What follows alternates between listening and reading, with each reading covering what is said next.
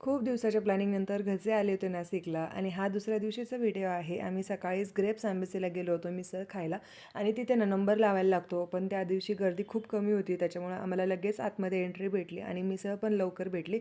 शर्विल इथे मस्त खेळत होता. त्याने त्याच्या खेळण्या सोडून दिल्या आणि तिथं असलेला ना टिश्यू बॉक्ससोबत तो खेळत होता. मिसळ आल्यावर पहिले खाऊन घेतली, नंतर व्हिडिओ काढला आणि त्या वेदर्शीसोबत व्हिडिओ काढत होते. पण तिचं असं काहीतरी वेगळंच पोज द्यायचं चालू होतं म्हणून तिचा हाताचा पॅक पकडून ठेवत होते.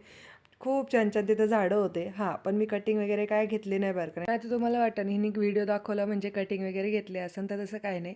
इथे शर्विलचं मस्त गाडी चालवायचं चालू होतं. त्याच्यानंतर आम्ही गेलो होतो नवशा गणपतीला, माझ्या फेवरेट ठिकाणी. आणि इथे ना माझं कायम अनएक्सपेक्टेडली जाणं होतं.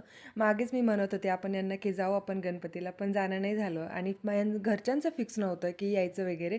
पण त्यांच्या निमित्ताने तरी आम्हाला पुन्हा जायला भेटलं. गणपती बाप्पाचं मस्त दर्शन वगैरे घेतलं आणि तिथे साचे होते. आता मागे मी भरपूर साचे घेतले होते, पण तरीसुद्धा मी 2-3 साचे घेतले आणि घरी पण काय घेतले.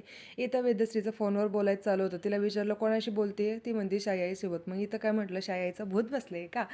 साऱ्या रस्त्याने वेदश्रीला खोकला झाला होता, मग तिचं खाऊ खाऊ खाऊ चालू होतं. आणि शर्विल नुकताच बाबा बाबा म्हणायला शिकलाय म्हणून तो सगळ्या रस्त्याने बाबा बाबा करत होता.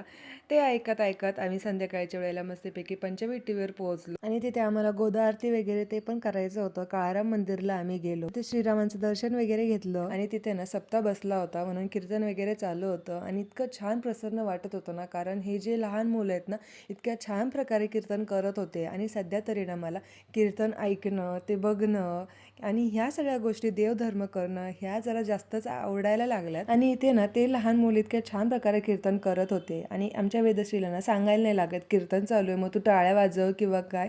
आणि खरं तर ना हे संस्कार आजी आजोबांचे आहेत तिच्या, आणि आईबाबांनी सुद्धा इतके छान संस्कार केले तिच्यावर. ती लहान मुलं जसं करतात ना तसंच ती सेम करत होती. आणि हे सगळं बघून ना आजूबाजूचे लोकंसुद्धा तिचे खूप कौतुक करत होते. त्याच्यानंतर गेलो आम्ही गोदा आरतीला. गोदा आरती जेव्हा चालू असते ना, इतकं छान प्रसन्न वाटतं ना त्या ठिकाणी, असं वाटतं की कायम तिथेच बसून राहावं. आणि मस्तपैकी गोदावरी आरती वगैरे केली आणि त्याच्यानंतर घरी आलो. ताईंनी शर्विलला खाऊ वगैरे घातलं आणि त्याचे थोडेफार नाटकं पण चालू होते जेवणावरनं.